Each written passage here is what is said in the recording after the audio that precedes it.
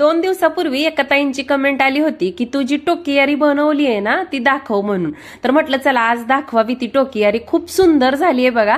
आणि त्या म्हटल्या होत्या की गौरी गणपतीसाठी मला सुद्धा उपयोगाला येईल म्हणून म्हटलं चला दाखवावी म्हणजे त्या करतील. आणि बघा इथं समोर रोजमेरीचं जे प्लांट आहे ना त्याला पाणी घातलं. त्याला पण खूप पाणी आवडतं बरं का. आणि तो शॉर्ट व्हिडिओ माहितीचा रोजमेरी बद्दलचा मी अपलोड केला होता. त्याला 1M व्ह्यूज कंप्लीट झालेत. त्यामुळे तुमच्या सगळ्यांचे खूप खूप मनापासून धन्यवाद. आणि हीच ती बघा कुबेर ट्रीची टोकियारी. एक होडीच्या आकाराची ना कुंडी आणली होती आणि गंजन लागणारी तार घेतली होती. अर्धगोल आकारामध्ये ना ती या कुंडीत खोवून घेतली या टोकापासून त्या टोकापर्यंत. आणि मागच्या बाजूला सुद्धा ना तारा थोड्या नागाच्या फणीसारख्या आकारामध्ये अर्धगोल लावून घेतल्या.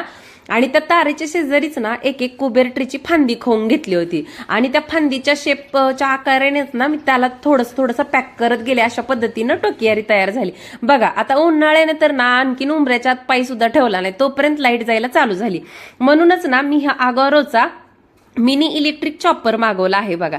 याची कॅपॅसिटी 250 मिलीची आहे. आणि बघा ह्याच्या सोबतच ना पोर्टेबल चार्जिंग सह येतं. आता तुम्हाला दाखवते. याच्यामध्ये ना स्टेनलेस स्टीलचं ब्लेड आहे, फ्लॅश गार्ड आहे आणि मोटर हेड आहे. तसंच ना ह्याच्यावरती 1 टच बटन सह येतं. ड्युएल सेफ्टी टच मेकॅनिझम सह येतं. त्यामुळे झाकण योग्य प्रकारे लॉक केल्याशिवाय व बटन दाबल्याशिवाय चॉपर सुरू होऊ शकत नाही. त्याच्यामुळे पूर्णपणे त्याचा वापर सुरक्षित व सोपा आहे. आणि मोटर हेडलाच बघा ह्याच्या चार्जिंग पॉइंट आणि 1 टच बटन दिलं आहे. त्याची मोटर ना एकदम शक्तिशाली आहे, म्हणजे 30 वॅटची आहे. आणि धारदार स्टेनलेस स्टीलचं ब्लेड असल्यामुळे ना अवघ्या 30 ते 60 सेकंदामध्ये सगळं साहित्य बारीक होऊन जातं.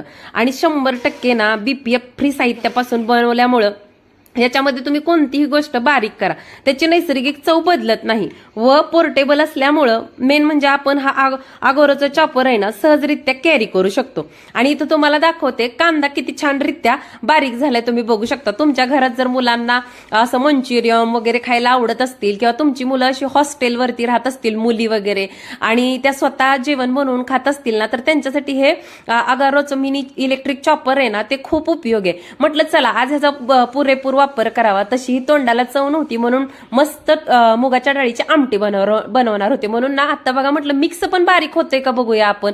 तर याच्यामध्ये अर्धा टमाटर, 5-6 हिरवी मिरची आणि मुठभर कोथिंबीर टाकली. ती सुद्धा एकदम बारीक झाली.